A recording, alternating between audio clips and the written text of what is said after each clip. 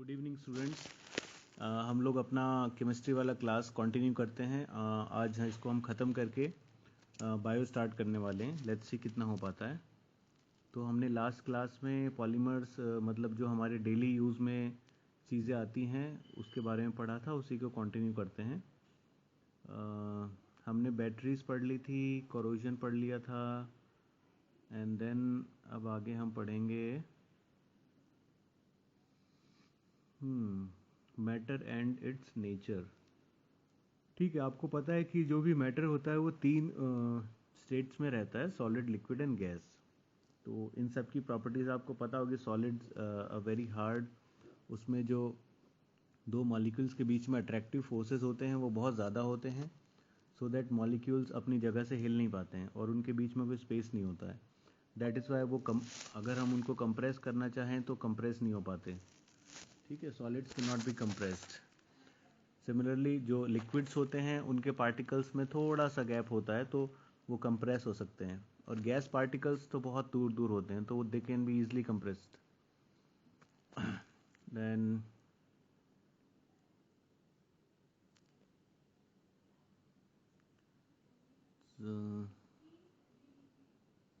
Solution हमने discuss कर लिया था। Solution is a homogeneous mixture of two और मोर सब्सटेंसेस। ठीक है। सिमिलरली एलॉयज भी होते हैं। एलॉयज को हम एक्चुअली सॉलिड सॉल्यूशन बोल सकते हैं, and you can also say gaseous solution में एयर आ जाता है। Actually air is a mixture मतलब एक से ज़्यादा चीज़ें उसमें रहती हैं इन डिफरेंट कॉम्पोजिशंस। ये आई थिंक हमने डिस्कस कर लिया है। देन फिर आपको समझना है मेटल्स एंड नॉन मेटल्स। तो ये बहुत जनरल चीज़ें कभी कभी आपसे पूछ ली जाती हैं कि दोनों के बीच में डिफरेंस क्या होता है। तो मेटल्स जो होते हैं, जैसे कि आप सबको पता होगा, उनकी बहुत सारी प्रॉपर्टीज़ होती हैं। They are good conductors of heat and electricity. Conductors का मतलब जो दो conductors in terms of two things we are defining, heat and electricity.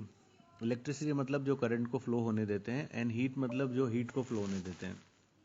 तो अगर हम मेटल्स की बात करते हैं तो ये दोनों के ही अच्छे दोनों को ही अच्छे वो होते हैं कंडक्टर्स। अगर आपसे पूछा जाता है, कई बार क्वेश्चन आता है, which of the following is best conductor of heat,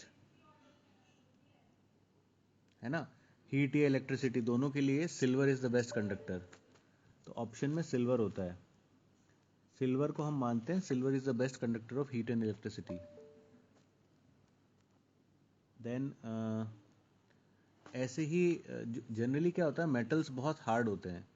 अब इसके कुछ एक्सेप्शंस भी होते हैं। किसी को पता है ऐसा मेटल जो कि लिक्विड होता है और रूम टेम्परेचर पे? कोई बता सकता है? मेटल्स जनरली हार्ड होते हैं ना, तो एक एक्सेप्शन भी है, एक दो एक्सेप्शंस भी हैं इसके। किसी को पता है? Hello sir. हाँ, सॉरी सर, मैं लेट ज्वाइन हुई थी, थोड़ा टॉपिक का नेम बता दीजिए। हम अपना पुराना ही चीज़ कंटिन्यू कर रहे हैं। केमिस्ट्री आज ख़त्म करेंगे, so we are doing chemistry. So I was discussing कि okay, thank you sir.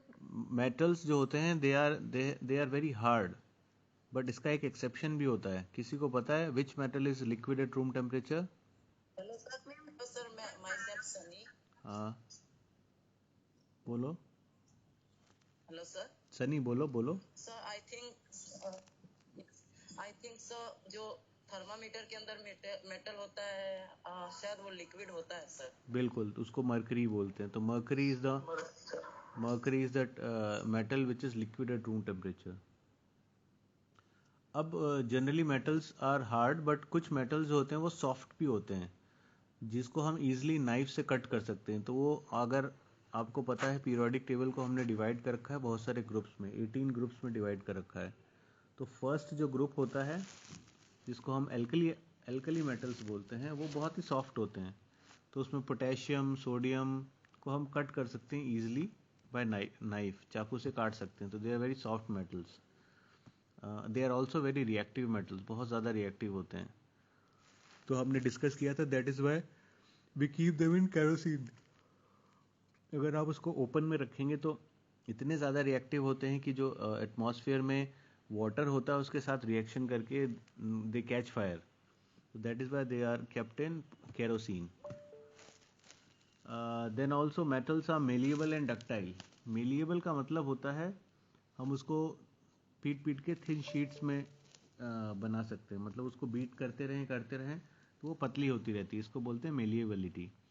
And ductility होता है उसको हम वायर्स के अंदर कन्वर्ट कर सकते हैं, तो this is called ductility.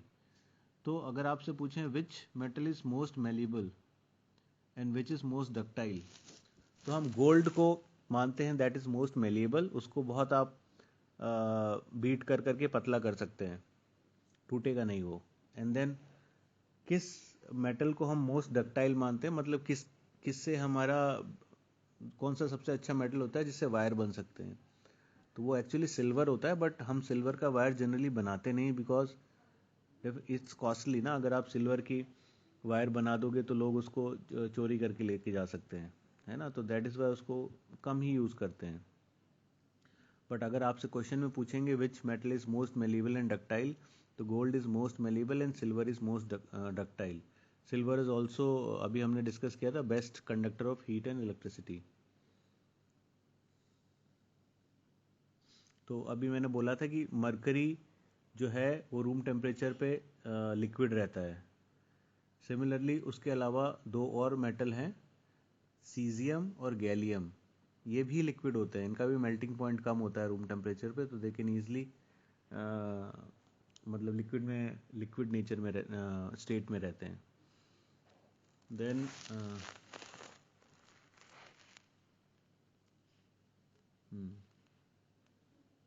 Sodium bicarbonate हमने डिस्कस कर लिया था, ये these are some examples of sodium, तो हमने ऑलरेडी डिस्कस कर लिया था। सोडियम बाइकार्बोनेट को बेकिंग सोडा बोलते हैं। This is also used in fire extinguishers, ध्यान रखना, baking soda, sodium bicarbonate NaHCO3। Then आपको जानना है,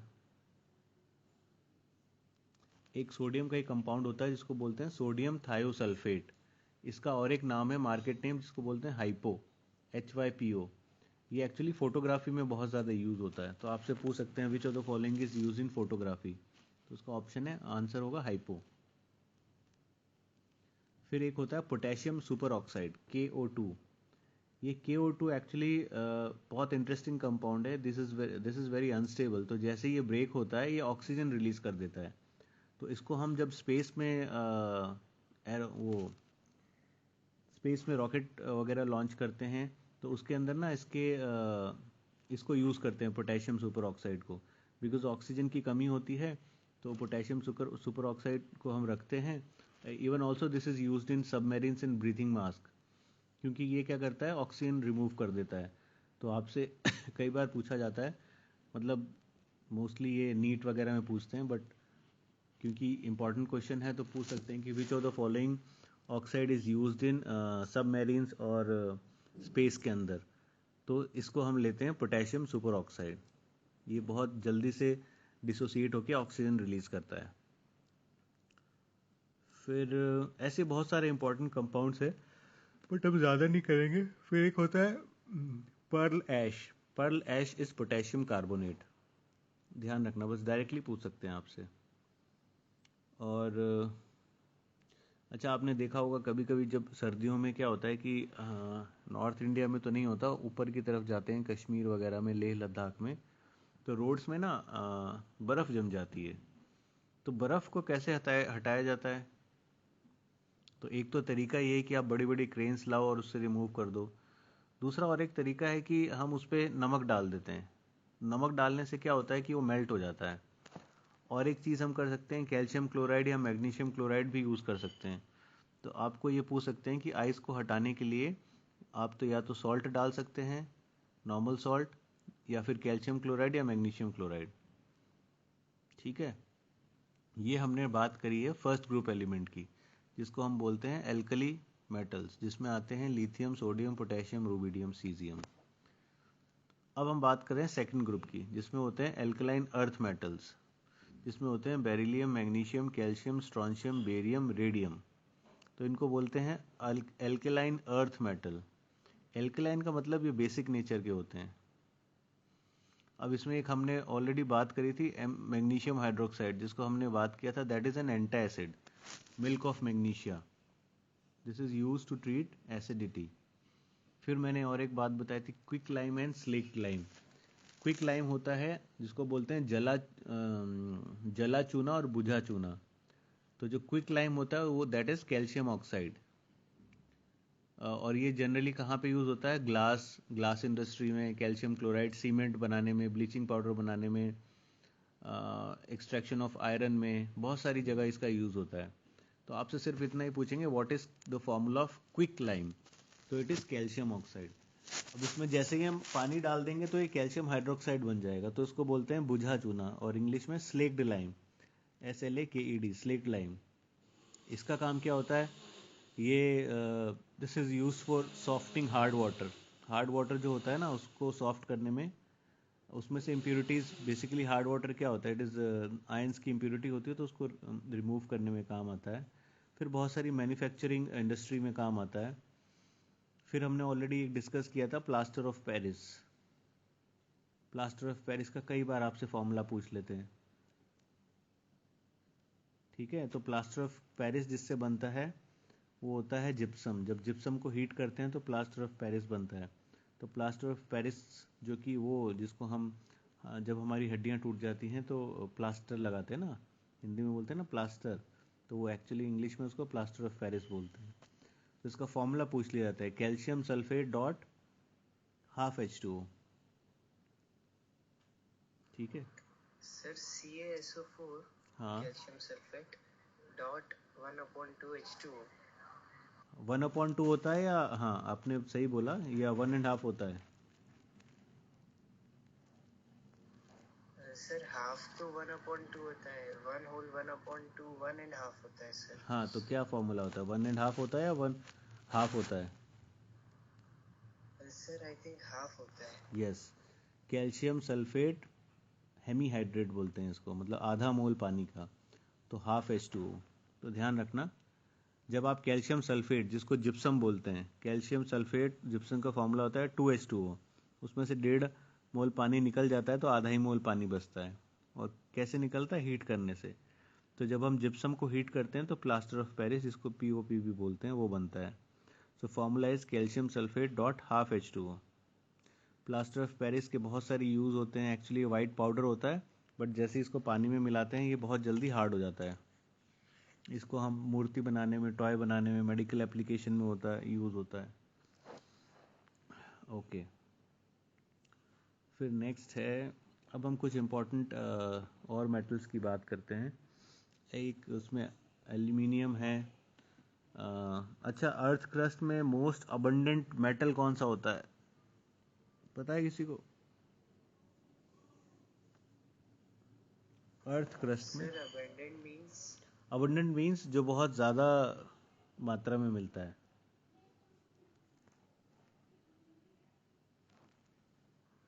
सर कार्बन। अर्थ क्रस्ट की बात कर रहा हूँ, ज़मीन में।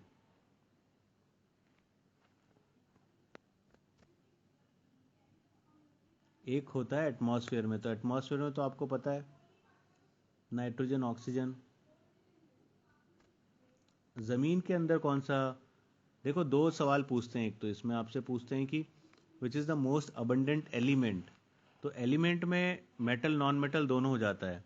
बट अगर आपसे पूछें which is the most abundant metal found in earth crust, जो भी मेटल्स हम निकालते हैं वो अर्थ क्रस्ट से माइनिंग करके निकाला जाता है ना, मेटलर्जिकल ऑपरेशन की वजह से। आयरन, एल्यूमिनियम, कैल्शियम, ये सब हम अर्थ क्रस्ट से निकालते हैं। मेटलर्जी एक प्रोसेस होता है उसके तहत। तो अगर आपसे पूछें which is the most abundant element in earth crust, तो the answer is oxygen. But oxygen is a non metal. अगर आपसे पूछें which is the most abundant metal in the earth crust, तो उसका आंसर हो जाएगा एल्यूमिनियम। एल्यूमिनियम जो है ज़मीन के अंदर बहुत ज़्यादा पाया जाता है, ठीक है।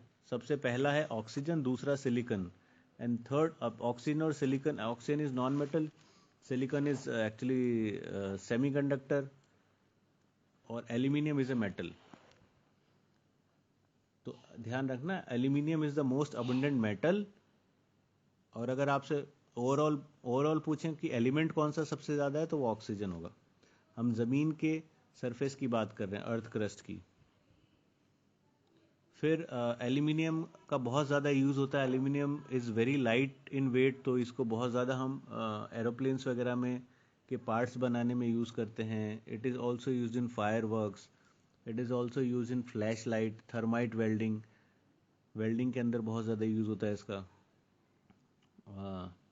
और आपसे बहुत बार पूछा जाता है रूबी और सफ़ायर, ये दो कीमती पत्थर होते हैं जिसके अंदर Al2O3 मिलता है, क्योंकि ruby is very costly stone. Ruby and sapphire they are very costly. तो आपसे कई बार पूछते हैं कि इनमें क्या होता है, तो Ruby and sapphire has Al2O3, इसको एल्यूमिना भी बोलते हैं Al2O3 को, या फिर एल्यूमिनियम ऑक्साइड। तो ये बहुत ज़्यादा कॉस्टली स्टोन्स होते हैं, जैसे एमरल्ड हो गया, और ये कलरफुल स्टोन्स होते हैं, तो इनमें डिफरेंट डिफरेंट मेटल्स की वजह से कलर आता है। तो aluminium is found in Ruby and sapphire, ध्यान रखना। Next metal is important is tin. Tin का एक और है बहुत इम्पॉर्टेंट, इसको बोलते हैं कैसेटराइट। कैसेट्स नहीं आते थे वीडियो पुराने ज़माने में, मतलब पुराना ज़माना तो क्या, अभी थोड़े टाइम पहले में ही। ये सर देखिए कैसेट्स। हाँ, तो उसी से आप ध्यान रखना, कैसेटराइट। कैसेट और कैसेटराइट में थोड़ा नाम मिलता जुलता है, इसलिए याद रहेगा। तो इसमें टिन होता है SnO2, इसका फॉर्मूला होता है कैसेटराइट। तो अब जो बहुत ठंडी कंट्रीज़ होती है ना, यहाँ पे एक्चुअली टिन के जैसे हमारे कार्बन के एलोट्रॉप्स होते हैं ना, कार्बन के एलोट्रॉप्स होते हैं, ग्रेफाइट, डायमंड, उसी तरीके से इसका भी एलोट्रॉप होता है। एलोट्रॉप मतलब same molecular formula but different chemical properties, different physical properties, जैसे हार्डनेस, लश्यर, वो चीज़ अलग अलग होती हैं। तो ऐसे ही टिन के दो और होते हैं, ग्रे टिन और वाइट टिन। तो जो ठंडी कंट्रीज होती है ना, उसमें वाइट वाला टिन ग्रे टिन में कन्वर्ट हो जाता है, और इसको बोला जाता है टिन डिजीज या टिन प्लेग। तो आपसे कई बार पूछा जाता है व्हाट इज टिन डिजीज। तो टिन डिजीज में क्या होता है कि वाइट टिन कन्वर्ट हो जाती है ग्रे टिन में, ठीक है। और टिन का और एक इम्पॉर्टेंट यूज होता है, आयरन की रस्टिंग को प्रिवेंट करने के लिए हम टिन की कोटिंग कर देते हैं, तो वो रस्टिंग होने से बच जाता है। देन लेड है एक, लेड इज़ एन एलिमेंट जिसमें कई बार पूछा जाता है आपसे। लेड का जो ओर होता है उसको बोलते हैं गैलेना, GALENA, गैलेना। और जो रेड लेड होता है, आपसे पूछते हैं व्हाट इज सिंदूर। सिंदूर, तो सिंदूर इज एक्चुअली रेड कलर वाला लेड, जो सिंदूर लगाती है ना लेडीज, तो दैट इज रेड लेड। उसका फॉर्मूला होता है Pb3O4। तो इसका बहुत ज़्यादा, और उसमें भी होता है पेंट इंडस्ट्री या मैच बॉक्स में, क्योंकि ये एक्सप्लोजिव, थोड़ा सा जलता भी है, एक्सप्लोजिव भी होता है, तो इसका यूज़ होता है। And that is very carcinogenic, cancer भी हो जाता है इसको कंज्यूम करने से। अगर कभी आपने गलती से कंज्यूम कर लिया हो तो that has a property which causes cancer. Then tungsten is another metal actually. ये बहुत ही ज़्यादा, इसका मेल्टिंग पॉइंट बहुत ज़्यादा होता है, तो इसीलिए हम इसको कहाँ यूज़ करते हैं बताओ। मेल्ट नहीं होता आसानी से, तो इसको हम कहाँ पे यूज़ कर सकते हैं। Yes, bulb filament, heater filament, yes, electric bulbs, tungsten bulbs, X-ray tubes, बहुत ज़्यादा। फिर आते हैं आयरन। आयरन हमने कभी डिस्कस किया, आयरन के बहुत सारे ओर्स हैं, बट जो इसको हम कॉमनली एक्सट्रैक्ट करते हैं वो हेमेटाइट से करते हैं। एक होता है हेमेटाइट, और एक और होता है, किसी को पता है। Sir bauxite. बॉक्साइट एल्यूमिनियम का और होता है।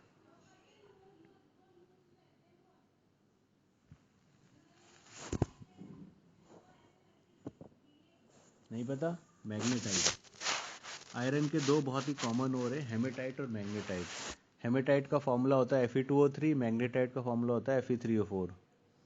अच्छा, आयरन से रिलेटेड आपसे क्वेश्चन आ सकते हैं कि which is the purest form of iron. Iron की जब एक्सट्रैक्शन की जाती है तो जो सबसे प्योर आयरन होता है उसका क्या नाम होता है, किसी को पता है? चलो मैं बताता हूँ। Purest form of iron is called as wrought iron, WROUGST, wrought iron. और impure form of iron is called as pig iron. तो आप ध्यान रख सकते हो, पिग जो होता है गंदी जगह में रहता है, तो pig iron is impure form of iron. ठीक है। नेक्स्ट है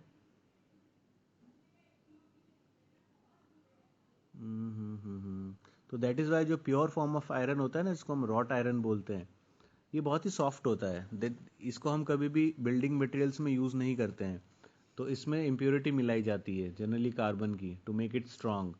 तभी हम इसको बिल्डिंग्स बनाने में यूज कर सकते हैं। कभी कभी पूछते हैं कि ब्लड में जो हीमोग्लोबिन होता है, ब्लड में आपको पता है आयरन होता है। आयरन की 2 ऑक्सीडेशन स्टेट होती हैं, +2 एंड +3। तो कभी कभी पूछ लेते हैं कि जो हीमोग्लोबिन ब्लड में होता है उसमें आयरन होता है, वो कौन सी ऑक्सीडेशन स्टेट में होता है? तो +2 में होता है। Than copper, silver, gold. Copper, silver, gold, ये तीनों एक ही ग्रुप में होते हैं। और इसलिए पहले क्या होता था पुराने ज़माने में, अब आप बोल सकते हो पुराना ज़माना मतलब जो मेडाइवल टाइम्स होता था, वहाँ पे इन तीनों मेटल से कॉइन्स बनाए जाते थे। Gold coins, copper coins, silver coins. जो राजा जितना भी पैसे, मतलब उसमें उसकी डायनेस्टी में जितना ज़्यादा पैसा होता था उस हिसाब से कॉइन्स बनाता था। तो इसीलिए इस ग्रुप को, इस तीनों को बोलते हैं कॉइनेज मेटल्स, क्योंकि इनसे कॉइन्स बनाते थे।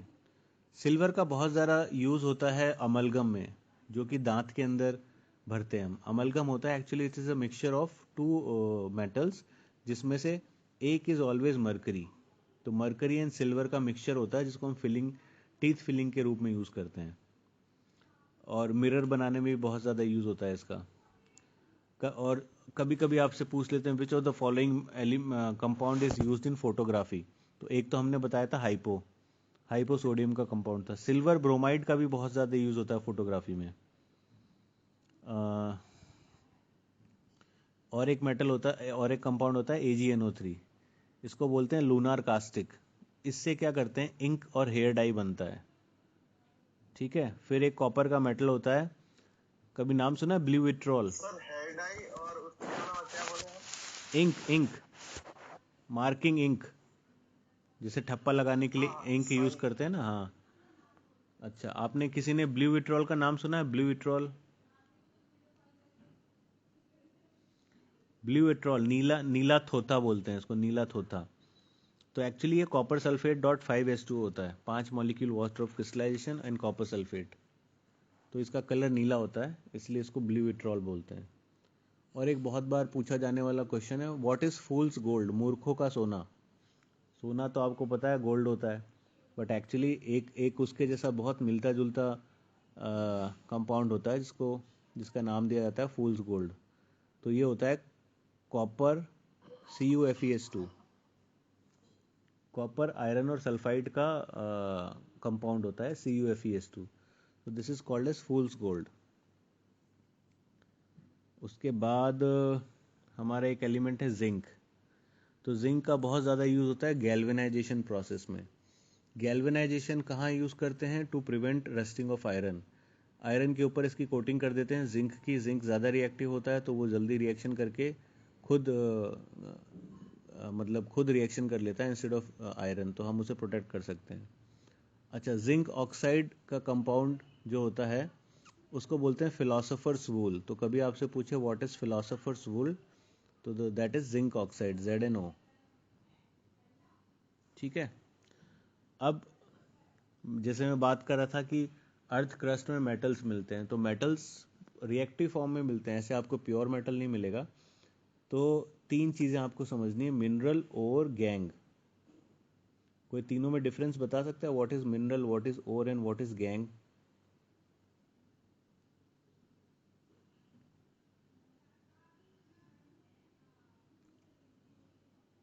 एनीवन? मिनरल्स और ओर्स क्या होते हैं? बहुत बार नाम सुना होगा आपने, minerals. Sir I think minerals वो होते हैं जो नेचुरल फॉर्म में अर्थ से मिलते हैं। और ओर्स क्या होते हैं फिर? सर और उसकी उसके टाइप्स हो सकते हैं आई थिंक। अच्छा चलो मैं समझाता हूँ। देखो, अर्थ सरफेस में मिनरल भी मिलता है और ओर भी मिलता है। तो मिनरल क्या होता है? मिनरल एक कुदरती चीज़ है जिसके अंदर मेटल होता है और इम्प्योरिटीज़ होती हैं, एंड ओर भी यही होता है। But how can we define both this? देखो, एक मेटल के बहुत सारे ओर्स बहुत सारे मिनरल्स हो सकते हैं। जैसे अभी हमने बताया था, आयरन के बहुत सारे ओर्स हैं, मिनरल्स हैं, हेमेटाइट, मैग्नेटाइट, आयरन पाइड्राइट, साइड्राइट, ये बहुत सारे उसके मिनरल्स हैं। तो हम इन सब में से कोई एक ऐसा लेंगे जिसमें से मेटल को एक्सट्रैक्ट करें, ठीक है? तो इन सारे मिनरल्स में से हम जिसको चूज करेंगे, वो हमारा चॉइस क्या होगा, किस पे बेसिस होगा? कि हम उसको लेंगे, वो वाला मिनरल लेंगे जो कि हमारे लिए कन्वीनियंट हो एक्सट्रैक्ट करना, बेनिफिशियल हो और प्रॉफिटेबल हो। So the ore is the mineral from which we can extract metal conveniently, profitably and beneficially. What do I mean by this? जिससे देखो, आयरन के मैंने बहुत सारे ओर बताए आपको, तो अब पता चला, देखो, हेमेटाइट, मैग्नेटाइट, आयरन पाइड्राइट, साइड्राइट, इतने सारे ओर हैं। तो हम इसमें से कौन सा चूज करेंगे? हम इसमें से वो चूज करेंगे जो हमें प्रॉफिट देगा। अब वो कौन देगा? अब मान लो इन चारों ओर में से 3 ओर हैं, वो इंडिया में पाए ही नहीं जाते, तो डेफिनेटली आप उनको नहीं चूज करोगे, बिकॉज आप उसको कहीं से खरीदोगे, तो फिर कहीं से खरीदोगे तो आपको भेजेगा, तो ट्रांसपोर्टेशन कॉस्ट लगेगा, बहुत सारी चीज़ हो सकती हैं, एक्सीडेंट हो सकता है अगर बाई सी रूट से आए, बाई प्लेन से आए, तो दैट इज़ वेरी कॉस्टली। तो हमारा ओर क्या होता है? Ore is also a mineral, but ore is specifically that that mineral जिससे हमें हमारा मेटल ईजिली प्रॉफिटेबली मिल जाए। तो हम चाहेंगे, हेमेटाइट इंडिया में मिल जाता है और आसपास में मिल जाएगा, तो ट्रांसपोर्टेशन कॉस्ट बच जाएगी, बहुत सारी चीज़ें होती हैं। तो ओर और मिनरल एक ही होते हैं, बट द डिफरेंस इज कि ore is that mineral from which metal is extracted conveniently, profitably and beneficially. समझ में आ गया मिनरल और में difference? Yes sir. Sir if possible, sir mineral और ओर को हिंदी में क्या कहते हैं सर, प्लीज आप बताएंगे? मिनरल, देखो, मेरे को बिल्कुल सोचना पड़ेगा, अभी मेरे को बिल्कुल आइडिया नहीं है। आइडिया है बट अभी देखो दिमाग में नहीं आता। मिनरल तत्व, सर एक खनिज होता है, अब वो मिनरल होता है या ओर होता है, ये डिफरेंशिएट करना मुश्किल है सर। किसी को पता है भाई? कोई बच्चा क्लास में जो जानता है मिनरल को हिंदी में क्या बोलते हैं और ओर को हिंदी में क्या बोलते हैं?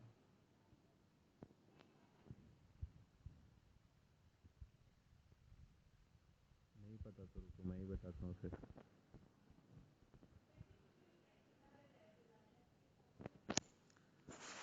हाँ, मिनरल्स होते हैं खनिज, और ओर को बोलते हैं अयस्क, ठीक है? Yes sir. सर वो हिंदी में पढ़ा है। मिनरल्स होते हैं खनिज एंड ओर्स आर अयस्क। सर आपकी आवाज नहीं आ रही। हेलो। मिनरल्स होते हैं हमें खनिज तो आ रही। और ओर्स होते हैं अयस्क। नेक्स्ट हमने बोला था गैंग। गैंग कुछ नहीं होता, गैंग इज इम्प्योरिटी। जो उस मिनरल में इम्प्योरिटी होती है उसका एक नाम दे दिया है gangue particles, GANGUE, gangue. These are basically impurities. तो अब कुछ मैं इंपॉर्टेंट ओर्स के नाम ले रहा हूँ जो आपसे कई बार डायरेक्टली पूछ लिए जाते हैं एग्जाम में। रॉक सॉल्ट आप लोग को पता है, NaCl को बोलते हैं रॉक सॉल्ट। फिर एक होता है चिली सॉल्ट पीटर। चिली एक जगह का नाम है, तो चिली सॉल्ट पीटर ये वहाँ पे पाया जाता है, तो दैट इज NaNO3। और एक होता है Indian salt Peter, that is KNO3। तो दोनों का नाम याद रखना। देन जिप्सम हमने अच्छा, ये सब किसके और हैं? Rock salt, chile saltpetre, ये दोनों और हैं सोडियम के, और इंडियन सॉल्ट पीटर पोटेशियम का और है, KNO3। देन एल्यूमिनियम किसी ने बोला था बॉक्साइट, तो aluminium bauxite is ore of aluminium, और एक होता है एल्यूमिनियम का क्रायोलाइट। तो बॉक्साइट एंड क्रायोलाइट दोनों ही एल्यूमिनियम के ओर है। आयरन का मैंने बता दिया, मैग्नेटाइट, हेमेटाइट, आयरन पाइड्राइट। कॉपर का कॉपर ग्लांस होता है, कॉपर पायराइट होता है। सिल्वर का हॉर्न सिल्वर होता है, HORN horn silver, that is formula is AgCl। Mercury का बहुत इंपॉर्टेंट ओर है cinnabar, CINNABAR, cinnabar, HGS, mercuric sulphide. Similarly tin का हमने पढ़ा था कैसेटराइट, SnO2। सिमिलरली लेड का पढ़ा था हमने गेलेना, PbS। तो ये कुछ इंपॉर्टेंट चीज़ें हैं जो बार बार आपसे पूछ ली जाती हैं। नाउ नॉन मेटल्स के बारे में बात करते हैं। तो जो नॉन मेटल्स होते हैं वो सॉलिड भी हो सकते हैं, लिक्विड भी हो सकते हैं, गैस भी हो सकते हैं। बट एक ही नॉन मेटल ऐसा है जो कि रूम टेम्परेचर पे लिक्विड रहता है, किसी को पता है? पारा मेटल है, पारा इज मेटल। हम नॉन मेटल की बात कर रहे हैं, अब we are on non metal now. Bromine, bromine is the only non metal which is liquid at room temperature. और ये मेटल्स के एकदम उल्टे होते हैं, सॉफ्ट होते हैं, नॉन लस्चरस होते हैं, ब्रिटल होते हैं, इनको बजाने से आवाज़ नहीं आती, नॉन कंडक्टर होते हैं हीट और इलेक्ट्रिसिटी के, low melting point and boiling point. एक एक्सेप्शन है इसका, जो कि एक नॉन मेटल ऐसा है जो good conductor of heat and electricity, किसी ने पहले बताया भी था, याद है किसी को? Graphite, very good. तो graphite is the allotrope of carbon which has a क्या बोलते हैं, इलेक्ट्रिसिटी को पास करता है। Sir please once define isotropes and allotropes. Sir इसमें एटॉमिक मास किस में इक्वल होता है और एटॉमिक नंबर किस में इक्वल होता है सर? मैं समझाता हूँ। आइसोटोप जो होते हैं वो सेम एलिमेंट के होते हैं, जैसे कार्बन का 12 और कार्बन का 14। ठीक है, तो इसमें क्या है, एलिमेंट सेम है, तो एलिमेंट को डिफाइन करते हैं एटॉमिक नंबर से, तो एटॉमिक नंबर सेम हो गया। डिफरेंट क्या होता है, मास का नंबर। Carbon 12 and carbon 14, 12 and 14 are mass numbers, so these are isotopes.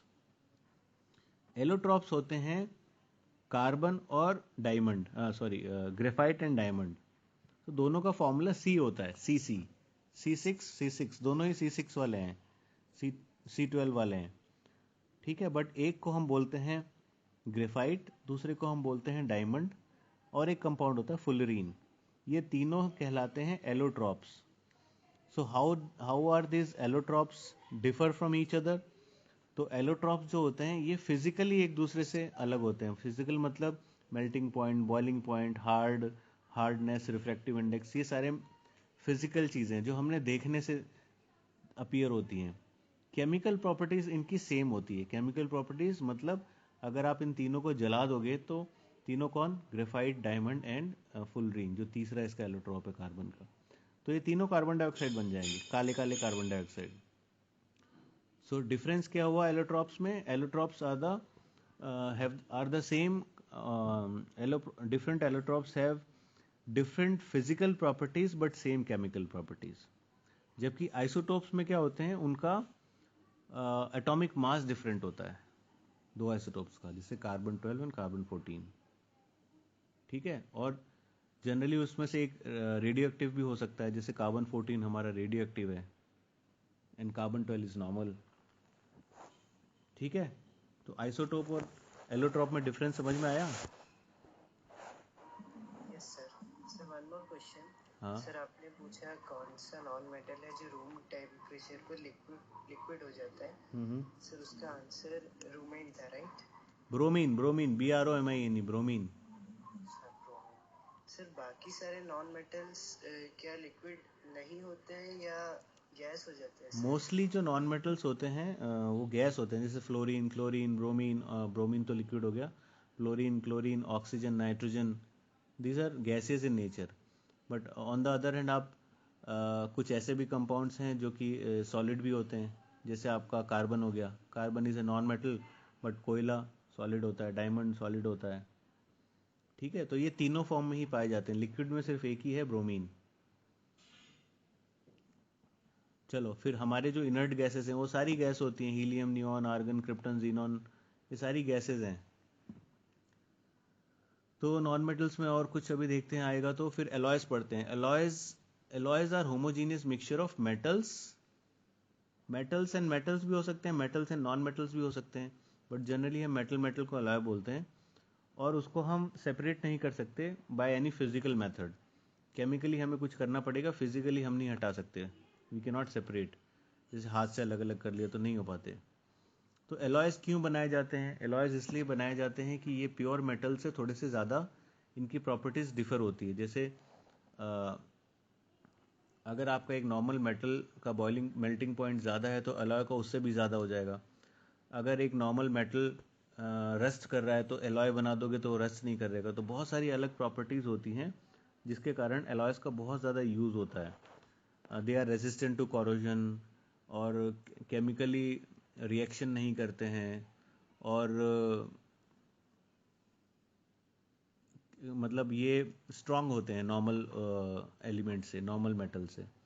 तो हम कुछ इंपॉर्टेंट एलॉयज की बात कर लेते हैं, हमने पहले भी पढ़ा था। सबसे पहले अमलगम ही ले लेते हैं। तो अमलगम जब भी आपसे बोलेंगे तो उसमें से एक मेटल आपका फिक्स हो जाएगा, मर्करी। तो जो भी मेटल इसके साथ होगा, जैसे सोडियम अमलगम, तो क्या हो गया? Sodium and mercury. Potassium amalgam, potassium and mercury. Iron amalgam, iron and mercury. तो amalgams are basically use for mercury. तो one of the component in amalgam is mercury. तो अगर आपसे पूछे what amalgam consist of which metal, तो answer हो जाएगा mercury. फिर हमने पढ़ा था ब्रास एंड ब्रॉन्ज। किसी को याद है ब्रास एंड ब्रॉन्ज किसके? मैंने इसकी एक ट्रिक भी बताई थी। किस मेटल्स के एलॉय होते हैं ब्रास एंड ब्रॉन्ज?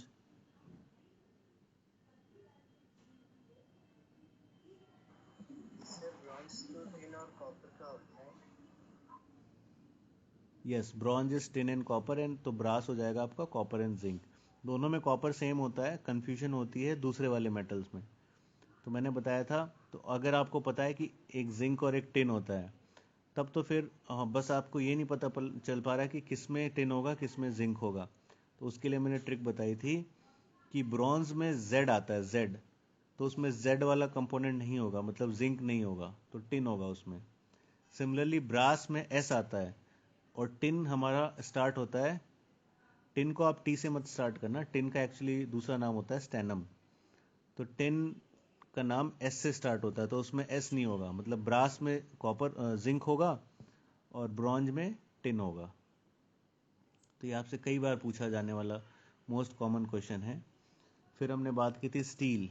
तो स्टील में आयरन होता है एक, फिर उसमें हम कार्बन मिलाते हैं उसकी स्ट्रेंथ को बढ़ाने के लिए। बट अगर हम यहाँ मेटल की बात करें तो आयरन में निकल, क्रोमियम वगैरह मिला सकते हैं। देन एक इम्पॉर्टेंट कंपाउंड होता है ड्यूरालुमिन। ड्यूर एल्यूमिन, तो नाम से ही समझ में आ रहा है एल्यूमिनियम होगा इसमें। अब ये इंपॉर्टेंट इसलिए होता है क्योंकि ये this alloy is very light in weight. तो इसको हम कहाँ यूज़ करते हैं? एरोप्लेन के पार्ट्स बनाने में और शिप के पार्ट्स बनाने में। ठीक है। फिर एक होता है एल निको, AlNiCO। तो Al for aluminium, Ni for निकल, CO फॉर कोबाल्ट। तो एल्यूमिनियम, निकल, कोबाल्ट का हम इसको मैग्नेट बनाने में यूज़ करते हैं। Alnico are used for making permanent magnets. ठीक है। और एक बहुत कॉमन क्वेश्चन आता है, which of the following metals does not have silver? आपको पता है जर्मन सिल्वर का कॉम्पोजिशन क्या है? अब आपको ऑप्शन आएगा जर्मन सिल्वर, स्टर्लिंग सिल्वर, या 2-3 और ऑप्शन आएंगे। तो हम नॉर्मली सोचेंगे अच्छा जर्मन सिल्वर में तो सिल्वर होगा ही, बट यही आंसर होता है। जर्मन सिल्वर एक तरह से आपको धोखा दिया जा रहा है, इसमें सिल्वर है ही नहीं। नाम है इसका जर्मन सिल्वर, बट इसमें कॉपर, जिंक और निकल होते हैं। और इसको हम कहाँ यूज़ करते हैं? German silver is use in electroplating and बर्तन बनाने में, यूटेंसिल्स बनाने में। तो बहुत बार क्वेश्चन आया which of the following element has no silver? तो आंसर है जर्मन सिल्वर, उसमें सिल्वर एक्चुअली में नहीं होता। सर इस जर्मन सिल्वर में क्या क्या प्रेजेंट होता है? ये आपसे नहीं पूछते बट ऐसे ही मैंने बता दिया था, कॉपर, जिंक और निकल। कॉपर, जिंक और निकल प्रेजेंट होता है जर्मन सिल्वर में। इसका अपीयरेंस एक्चुअली सिल्वर की तरह होता है, इसलिए नाम पड़ गया इसका German silver, but it has no silver in it. फिर एक हम यूज़ करते हैं, ऐसे बहुत सारे हैं बट मैं सारे नहीं बताऊंगा आपको, जो इम्पोर्टेंट होंगे वही डिस्कस करेंगे। अच्छा, इतनी करते हैं। फिर केमिकल बॉन्डिंग में केमिकल बॉन्डिंग में हम बात करते हैं, सारी चीज़ें जानने की ज़रूरत नहीं है आपको।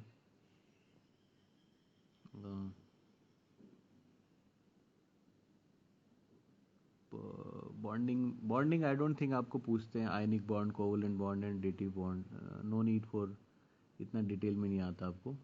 पोल्यूशन से रिलेटेड हाँ आते हैं, एटमॉस्फेरिक पोल्यूशन। पोल्यूशन बहुत कॉमनली आता है, इन्वायरमेंट से रिलेटेड है। तो दो तरह के पोल्यूटेंट होते हैं, primary pollutant and secondary pollutant. किसी को पता है प्राइमरी पोल्यूटेंट क्या होते हैं?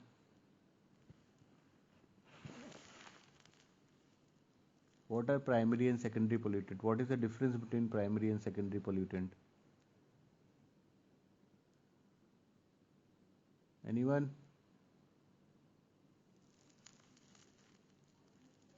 बताओ भाई, ये तो बहुत ही कॉमन सा सवाल है। देखो, प्राइमरी का मतलब होता है जो डायरेक्टली कहीं से निकला हो, जैसे जो डायरेक्टली निकल रहा हो इंडस्ट्रीज से, व्हीकल से या कहीं और से, है ना, फर्स्ट हैंड जो निकल रहा हो एटमॉस्फेयर में, डायरेक्ट किसी सोर्स से आ रहा हो, जैसे sulphur dioxide, carbon dioxide, nitrogen dioxides, है ना, डायरेक्टली व्हीकल से आते हैं या किसी इंडस्ट्री से निकलते हैं, they are called as primary pollutant. तो प्राइमरी पोल्यूटेंट से ज़्यादा खतरनाक होते हैं सेकेंडरी पोल्यूटेंट।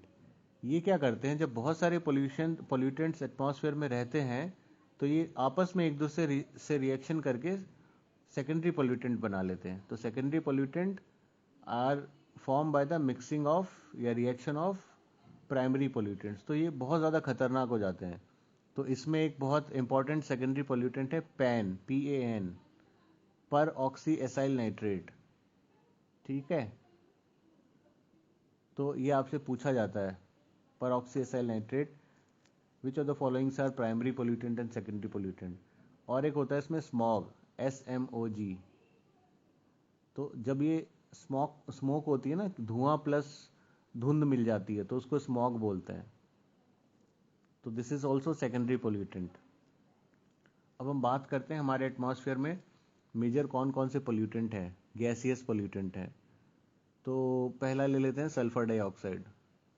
सल्फर डाइऑक्साइड बहुत ही टॉक्सिक होता है एनिमल्स और प्लांट्स के लिए, और ये हमारे अंदर, ह्यूमन बॉडी के अंदर अस्थमा कर देता है, ब्रोंकाइटिस कर देता है, और अगर आंखों में लग जाए तो इरिटेशन, जलन होने लगती है, ब्रीथलेसनेस होने लगती है। और प्लांट्स के अंदर ये क्या करता है, जो क्लोरोप्लास्ट होता है, जो बहुत ही इंपॉर्टेंट होता है उन प्लांट्स के लिए, उसको ख़त्म कर देता है। और सल्फर डाइऑक्साइड आपको पता है कि जब पानी के साथ रिएक्शन करता है तो एसिड रेन बना लेता है। तो जो बिल्डिंग्स होती हैं, जो मार्बल से बनी हुई बिल्डिंग्स होती हैं जैसे ताजमहल, उनके लिए हार्मफुल होता है। ठीक है, तो sulphur dioxide is harmful. Then आ जाओ ऑक्साइड्स ऑफ नाइट्रोजन। तो नाइट्रोजन के बहुत सारे ऑक्साइड्स से हमने पढ़ा था एक दिन, nitric oxide NO, nitrogen dioxide NO2। NO2 is very toxic हमारे लिए भी और प्लांट्स के लिए भी। ये एक्चुअली जो हम बात कर रहे थे ना, स्मोक प्लस फॉग, उसमें भी पाया जाता है ये। और ये भी पानी के साथ रिएक्शन करके नाइट्रिक एसिड बना लेता है, which is also causes acid rain, which is also harmful for, जिसके ऊपर भी गिरती है, प्लांट्स पे, एनिमल्स में, या फिर कार्बन मार्बल पे, ये रिएक्शन करके उसको ख़त्म कर देती है। Next is carbon monoxide. इसके बारे में हमने ऑलरेडी डिस्कस कर लिया है। हमारे ऑक्सीजन के साथ रिएक्शन करके कार्बोक्सी हीमोग्लोबिन बना लेती हैं, और बहुत ही स्टेबल होता है, और जिसके कारण डेथ भी हो सकती है सफोकेशन के कारण। देन एटमॉस्फेरिक पोल्यूशन में हमने ऑल्सो डिस्कस कर लिया था कि ग्रीन हाउस इफेक्ट क्या होता है, ग्लोबल वार्मिंग क्या होती है, एसिड रेन क्या होता है, ये सब डिस्कस कर लिया था। स्मॉग, हाँ स्मॉग के बारे में डिस्कस कर लेते हैं। जो स्मॉग होता है ना, जिसको हमने बोला है secondary pollutant, which is made up of smoke plus fog. तो दो तरह के स्मॉग पाए गए, एक होता है क्लासिकल स्मॉग और एक होता है फोटोकेमिकल स्मॉग। क्लासिकल स्मॉग जो होता है वो ठंडे और ह्यूमिड क्लाइमेट में होता है, और इसमें बेसिकली सल्फर डाइऑक्साइड होते हैं और पार्टिकुलेट मैटर्स होते हैं। पार्टिकुलेट मैटर क्या होते हैं? जो कि गाड़ियों से निकलते हैं और है ना, अच्छे से जल नहीं पाते, तो छोटे छोटे पार्टिकुलेट्स के मैटर और सल्फर डाइऑक्साइड, ये दोनों मिलकर के स्मॉग बना लेते। तो इससे होता क्या है, स्मॉग से बेसिकली आपको विजिबिलिटी ख़त्म हो जाती है, तो एक्सीडेंट्स के चांसेस रहते हैं, और सामने दिखता नहीं है, तो और लाइट नहीं आती, ऊपर से सन रेज नहीं आती, तो बहुत खतरनाक होता है एक स्मॉग। दूसरा होता है फोटोकेमिकल स्मॉग। फोटो मतलब लाइट, केमिकल मतलब रिएक्शन। तो ये बेसिकली वार्म, ड्राई और सनी क्लाइमेट्स में होता है। इसमें क्या होते हैं, नाइट्रोजन के ऑक्साइड्स, कार्बन मोनोऑक्साइड, ओजोन, ये सारी चीज़ें मिलके बनती हैं। जब जब ये सारी चीज़ें एटमॉस्फेयर में रहेंगी और लाइट रहेगी तो ये बन जाता है।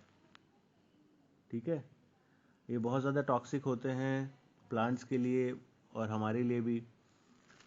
अब आपको पता है कि हमारा जो अर्थ क्रस्ट है या एटमॉस्फेयर है, उसको क्रस्ट नहीं, अर्थ की एटमॉस्फेयर, उसको कितने पार्ट्स में डिवाइड किया गया है? कौन कौन से बताओ? संताप मंडल, शोभ मंडल और सब नहीं पता। अच्छा, अब देखो मैं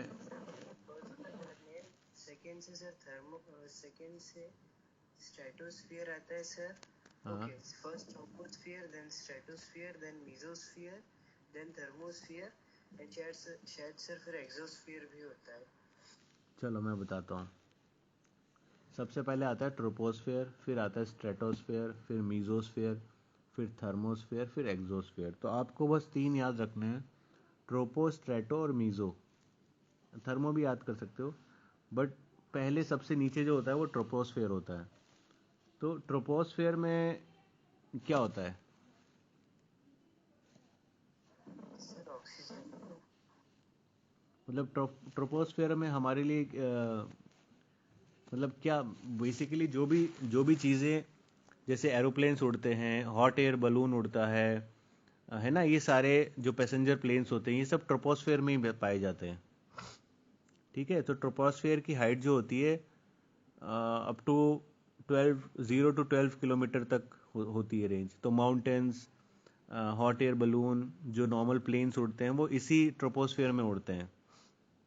जो स्ट्रेटोस्फेयर होता है इसके ऊपर, ये होता है 11 से 50 किलोमीटर की उसमें हाइट पे। तो यहाँ जो होता है, यहाँ मिलती है हमारी ओजोन लेयर, स्ट्रेटोस्फेयर में मिलती है ओजोन लेयर। तो ऑलरेडी हमने डिस्कस कर लिया था कि ओजोन लेयर को किस किस से खतरा है। क्लोरोफ्लोरोकार्बन्स से डिप्लीट होती है। क्लोरोफ्लोरोकार्बन्स कहाँ से निकलते हैं? फ्रिज में यूज़ होते हैं, फायर एक्सटिंग्विशर में यूज़ होते हैं, एरोजोल स्प्रेज में यूज़ होते हैं। तो जहाँ पे ये ज़्यादा थिन हो जाती है तो उसको बोल देते हैं hole. It is not actually a particular hole. जब स्ट्रेटोस्फेयर की लेयर पतली हो जाती है तो उसको हम होल बोल देते हैं। तो ये अंटार्कटिका के ऊपर ज़्यादा थिन हो गई थी, तो दैट इज़ वाई ओजोन। 1985 में ना? एग्जैक्ट ईयर क्या? 1985 में? ईयर 1985 में क्या? होल देखा गया था अंटार्कटिका में। हाँ, ये आपसे कोई नहीं पूछेगा कि कब देखा गया था, आपको बस जनरल चीज़ पता होनी चाहिए कि क्या होता है। सो होल मतलब थिन लेयर ऑफ ओजोन। अब इसमें बहुत सारी चीज़ें हैं, बट हम इतना डिटेल में नहीं जाएंगे। जैसे पोलर स्ट्रेटोस्फेरिक क्लाउड्स क्या होते हैं, तो we will not discuss that. आपको बस इतना ही समझना है कि ये अंटार्कटिक रीजन। अब अगर आप कुछ और एग्ज़ाम दे रहे होते तो वहाँ पे पूछते कि अंटार्कटिका में ही क्यों मिले, why not any other place. तो इतना ज़्यादा डेप्थ में क्वेश्चन नहीं आता, ये ज्योग्राफी का पार्ट हो गया। यहाँ पे हम जनरल जीएस पढ़ रहे हैं। फिर वाटर पोल्यूशन से भी बहुत ज़्यादा क्वेश्चंस आते हैं। वाटर पोल्यूशन से आते हैं आपको बायोलॉजिकल ऑक्सीजन डिमांड क्या होती है, केमिकल ऑक्सीजन डिमांड क्या होती है, डिजॉल्व्ड ऑक्सीजन क्या होते हैं। ठीक है, क्योंकि इंडिया में पानी का कंटेमिनेशन बहुत ज़्यादा है due to impurities like arsenic, fluoride, uranium भी कहीं कहीं पाया जाता है। यूरेनियम तो एक रेडियो एक्टिव एलिमेंट है, तो this also has a problem. तो एक होता है डिजॉल्व्ड ऑक्सीजन।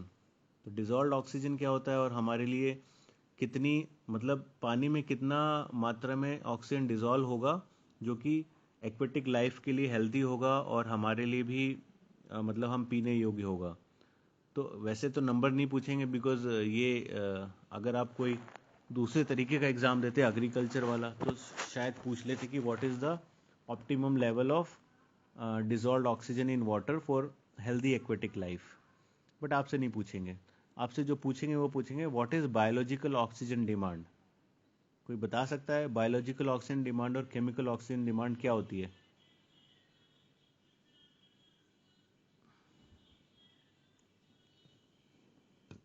किसी को पता है? बायोलॉजिकल ऑक्सीजन डिमांड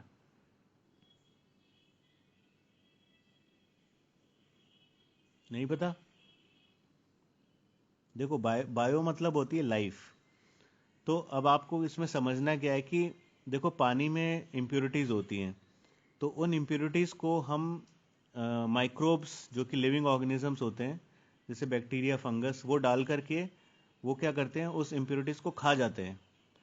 तो इसको डिफाइन कैसे करेंगे?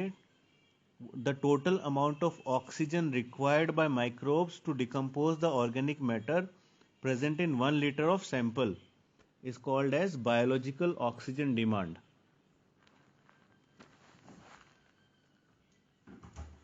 शानू यार शोर की मचा रखता है। सर समझ नहीं आया, प्लीज रिपीट कीजिए एक बार। हाँ, आप सेइंग दिस समझ नहीं आया, प्लीज एक बार फिर से बताएं। देखो पानी में जब इम्प्योरिटी आ जाती हैं तो अच्छा आपको पता है कि नेचुरल स्कैवेंजर जैसे जो हमारे एटमॉस्फेयर में ही साफ करने का काम करते हैं, सफाई करने का काम करते हैं, वो कौन करता है? में वल्चर्स होते हैं, क्रोज होते हैं सर। और अगर वल्चर मर जाए तो तब तो फिर bacteria, fungi and micro organism I think. तो मैं उन्हीं की बात कर रहा हूँ। माइक्रोब्स, बैक्टीरिया, फंगस, ये सब क्या करते हैं? इनको स्कैवेंजर्स बोलते हैं, नेचुरल स्कैवेंजर्स। ये हमारे नेचर में ही पाए जाते हैं और सड़े गली चीज़ों को ख़त्म कर देते हैं, खा जाते हैं। तो जब हमारे पानी में इम्प्योरिटीज़ हो जाती हैं इन्हीं सब चीज़ों की, ज़्यादा न्यूट्रिएंट्स आ जाते हैं या एल्गी, फंगस ज़्यादा ग्रो हो जाती है, तो हम लोग इनको डाल देते हैं उसके अंदर। तो अब क्या हो रहा है कि ये लोग जब उनको कंज्यूम करेंगे, ठीक है, तो ऑक्सीजन की रिक्वायरमेंट हो जाएगी। ऑक्सीजन लेंगे तभी तो कंज्यूम होंगे ये। तो ऑक्सीजन के साथ में ये लोग इनको डिग्रेड करेंगे। तो जब हम जो माइक्रोब्स को इनको 1 लीटर पानी में कितनी, 1 लीटर पानी के अंदर जो माइक्रोब्स होंगे तो किसी कुछ डिफाइन तो करना पड़ेगा ना हमने बायोलॉजिकल ऑक्सीजन डिमांड को, किसी स्टैंडर्ड से हमें बनाना पड़ेगा। ऐसे तो नहीं कर सकते कि पूरी नदी के लिए। तो हम 1 लीटर के लिए निकालेंगे the amount of oxygen required by microbes. उनको डिकम्पोज करने के लिए जो माइक्रोब्स को ऑक्सीजन रिक्वायर्ड होती है 1 लीटर पानी में, उसको बोलते हैं बायोलॉजिकल ऑक्सीजन डिमांड। तो इससे हमें पता है क्या चलता है, अगर बायोलॉजिकल ऑक्सीजन डिमांड ज़्यादा है उसका क्या मतलब हुआ, आपका जो पानी है उसमें पोल्यूशन ज़्यादा है, तभी तो उसको ज़्यादा अमाउंट ऑफ ऑक्सीजन रिक्वायर्ड हो रही है माइक्रोब्स को डिकम्पोज करने के लिए।